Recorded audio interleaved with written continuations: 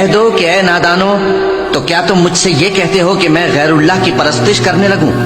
اور اے پیغمبر، تمہاری طرف اور ان پیغمبروں کی طرف جو تم سے پہلے ہو چکے ہیں یہی وہی بھیجی گئی ہے کہ اگر تم نے شرک کیا تو تمہارے اعمال برباد ہو جائیں گے اور تم نقصان اٹھانے والوں میں ہو جاؤ گے،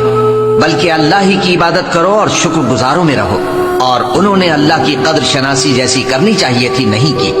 اور قیامت کے دن تمام زمین اس کی مٹھی میں ہوگی اور آسمان اس کے داہنے ہاتھ میں لپٹے ہوئے ہوں گے، اور وہ ان لوگوں کے شرک سے پاک ہے،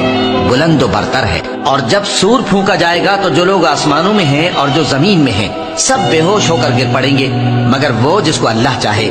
پھر دوسری دفعہ سور پھونکا جائے گا تو فوراً سب کھڑے ہو کر دیکھنے لگیں گے، اور زمین اپنے پروردگار کے نور سے چمک اٹھے گی اور اعمال کی کتاب کھول کر رکھ دی جائے گی، اور پیغمبر اور دوسرے گواہ حاضر کیے جائیں گے، اور ان میں انصاف سے فیصلہ کیا جائے گا اور ان کے ساتھ بے انصافی نہیں کی جائے گی۔ اور جس شخص نے جو عمل کیا ہوگا اس کو اس کا پورا پورا بدلہ مل جائے گا، اور جو کچھ یہ کرتے ہیں اس کو سب کی خبر ہے۔ اور کافر گروہ گروہ کر کے جہنم کی طرف ہانکے جائیں گے، یہاں تک کہ جب وہ اس کے پاس پہنچ جائیں گے تو اس کے دروازے کھول دیے جائیں گے، اور اس کے داروغہ ان سے کہیں گے کہ کیا تمہارے پاس تمہیں میں سے پیغمبر نہیں آئے تھے جو تم کو تمہارے پروردگار کی آیتیں پڑھ پڑھ کر سناتے اور تمہارے اس دن کے پیش آنے سے تمہیں ڈراتے تھے؟ وہ کہیں گے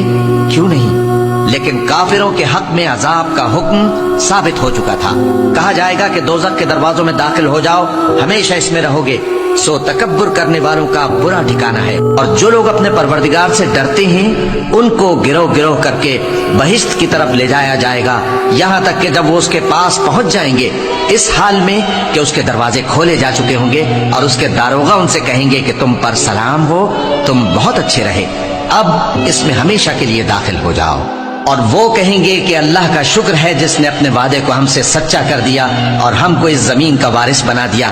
ہم بہشت میں جہاں چاہیں رہیں، تو اچھے عمل کرنے والوں کا بدلہ بھی کیسا خوب ہے۔ اور تم فرشتوں کو دیکھو گے کہ عرش کے گرد گھیرا باندھے ہوئے ہیں اور اپنے پروردگار کی تعریف و تسبیح کر رہے ہیں، اور ان میں انصاف کے ساتھ فیصلہ کر دیا جائے گا، اور کہا جائے گا کہ ہر طرح کی تعریف اللہ ہی کے لیے ہے جو تمام جہانوں کا مالک ہے۔